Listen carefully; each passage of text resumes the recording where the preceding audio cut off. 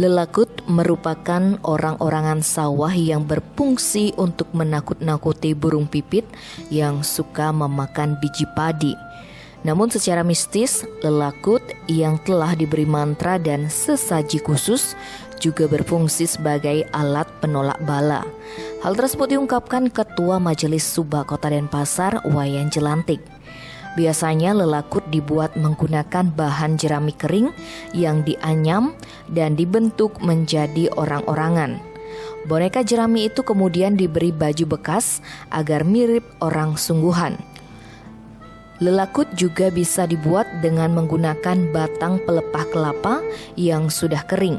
Daun-daun kelapa kering yang masih melekat di pelepah dianyam menjadi tangan yang terentang agar nampak seperti orang yang sedang mengusir burung. Lelakut juga perlu dibuatkan kepala. Petani yang tidak mau repot biasanya membuat kepala lelakut dari jerami yang dibentuk bulat dan dihiasi dengan rambut dari ijuk. Dulu, kepala lelakut dibuat dari pongpongan yang digambari menyerupai wajah manusia. Selain untuk menakut-nakuti burung, lelakut juga bisa dipakai alat untuk menolak bala, yaitu menangkal kekuatan gaib yang bersifat negatif.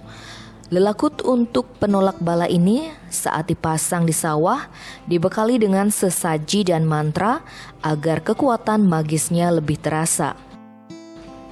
Peranan hari dalam mencari bahan, membuat dan memasang lelakut juga sangat berpengaruh terhadap tuah atau kekuatan magis yang dimunculkan.